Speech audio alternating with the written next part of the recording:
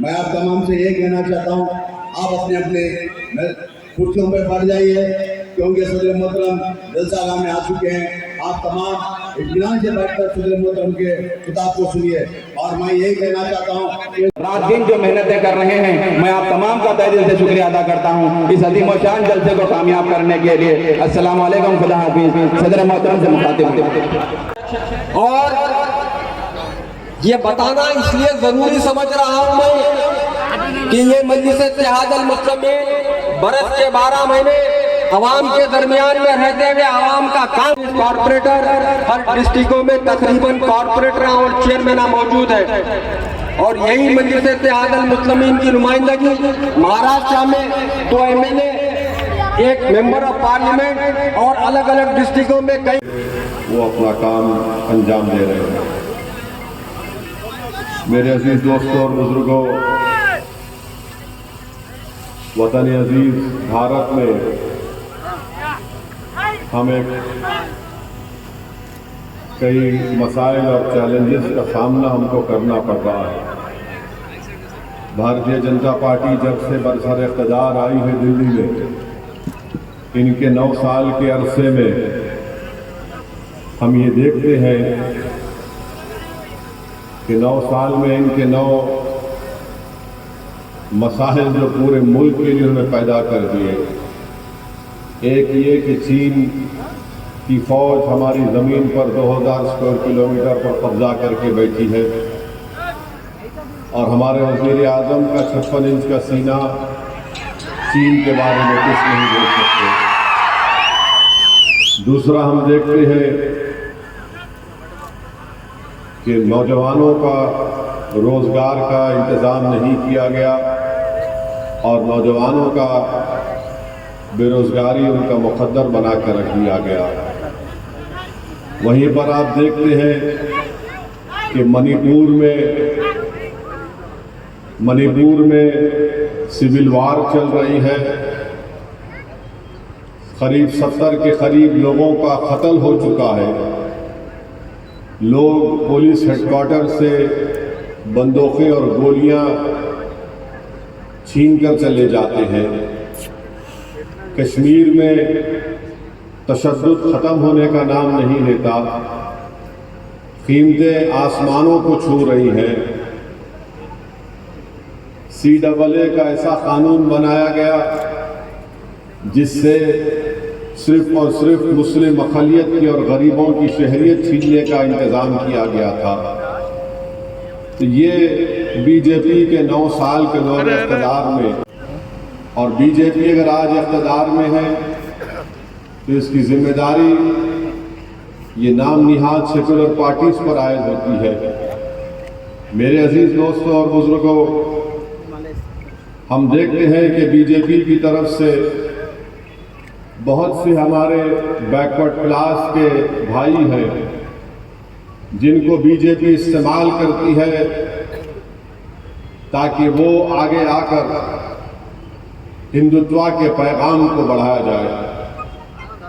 मैं हमारे backward class के भाइयों और बहनों से अपील करना चाहूँगा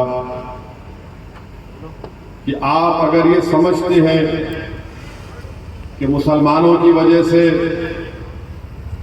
इस मुल्क में मुश्किलात हैं, तो मैं उनको बताना चाहूँगा इस मुल्क में अगर आज जो चैलेंजेस हैं वो बीजेपी की देन है। हम हमारे बैकवर्ड क्लास के भाइयों को बताना चाहते हैं, दलित भाइयों को, शेड्यूल्ड ट्राइब के भाइयों को बताना चाहते हैं कि गवर्नमेंट ऑफ इंडिया में 91 एडिशनल सेक्रेटरीज हैं और आपको ये सोचना है, हमारे दलित भाइयों को, बैकवर्ड क्लास के हमारे भाइयों को,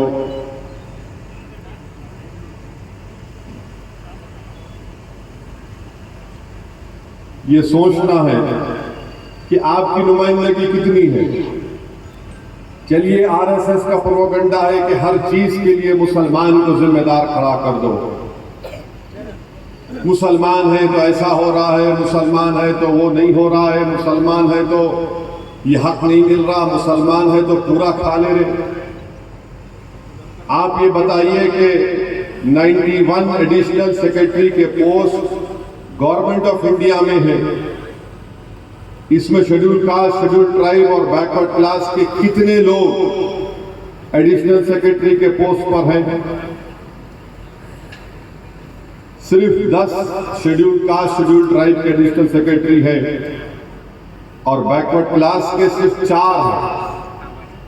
अब आप बताइए कि आपकी तरक्की को रोकने में कोई मुसलमान आ रहा है?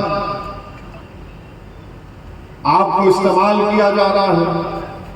और फिर 245 ज्वाइंट सेक्रेटरीज है, जिसमें शेड्यूल कास्ट, शेड्यूल ट्राइब के 26 हैं और बैकवर्ड क्लास के 29 हैं।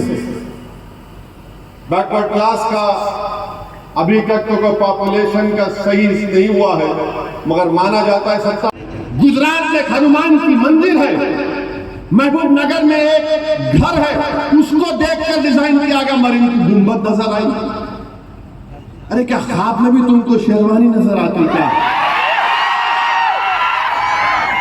सेक्रेटेरिएट को गुंबद को तोड़ देंगे, तोड़ो, अभी भी तोड़ सकते हैं आप जाके, आप तो तोड़ने में माहिर हैं, आप तो तोड़ ही सकते हैं, आप जोड़ कहां सकते हैं? आप जोड़ना आपको आता नहीं, दिलों को तोड़ना आपको आता है, मिलाना आपको नहीं आता, नफरत फैलाना बीजेपी को आता है। मगर ये जो पॉइंट है, इस पर बीजेपी को जवाब देना है, अमित शाह को जवाब देना है। जो तेलंगाना के बीजेपी के लीडर बात करेंगे पाता बस्ती नहीं, वहां पे लाइट चोरी होती नहीं, लाइट डायरेक्ट लेके, अरे तुम झूठ पे झूठ बोले जा रहे हो। इलेक्ट्रिसिटी डिपार्टमेंट का डेटा आया है कि पुराने शहर में चोरी नहीं होती, उनका जो जितना कंजम्पशन है, कितना रेवेन्यू आ रहा है, देख लो उसमें। मगर नहीं, पाता बस्ती, अरे दीवाने, पाता बस्ती में हमारे हिंदू भाई भी रहते हैं, दलित भाई भी रहते हैं, बैकवर्ड क्लास के भाई भी रहते हैं और बड़ी तादाद में रोज दारू सलाम को आकर इस दीवाने से काम भी लेकर जाते हैं।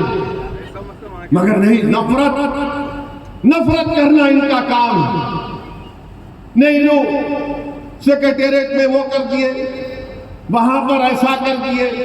ये तेलंगाना के बीजेपी के कायदीन बात करें कि एक ही बात नहीं, ओवैसी चला रहा गवर्नमेंट को, मैं चला रहा हूं गवर्नमेंट को। तुम्हारे चिचा होंगे केसीआर, मेरे नहीं है क्या? नहीं, उन्हें सुनते हो? अरे कौन सुनता हमारी बात? हम तो ताकत के बलबूते पर अपनी बात को मनवाते हैं। ये जो मजमा बैठा हुआ है, ये पैगाम दे रहा है टीआरएस को भी, बीजेपी को, कांग्रेस को भी, ये पैगाम दे रहा है।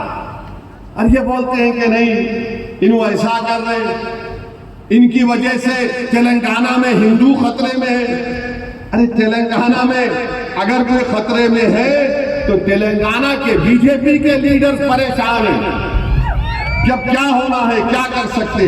अच्छा, हम बार बार, मैंने आदिलाबाद के जलसे में भी बोला, ये अमित शाह बोलते आके, क्या बोलते हैं उन्होंने? स्टीयरिंग ओवैसी के हाथ में है,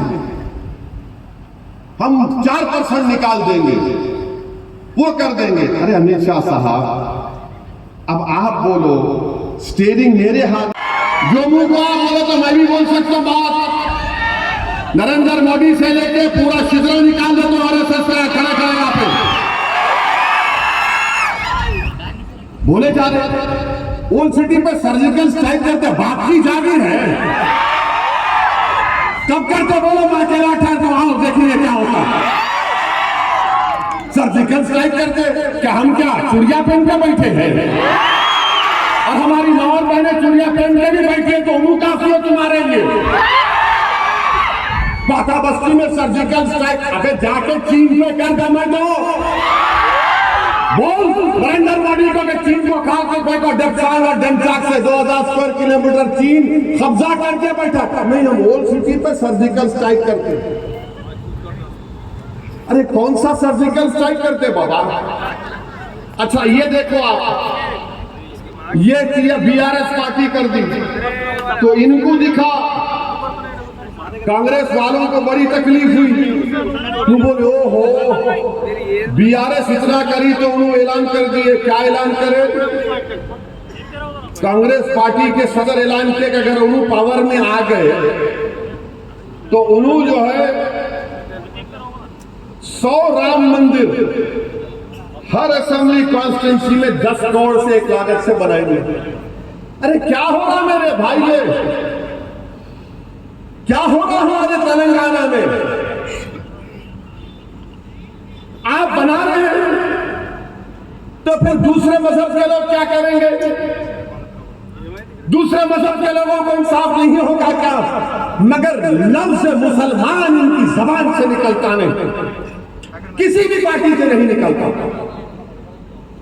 सबके सब बीजेपी को अगर हराना है तो आइडियोलॉजी पर हराओ। ये अगर आप झुमरी तलैया करते रहेंगे इससे नहीं बीजेपी हरा सकेंगे आप।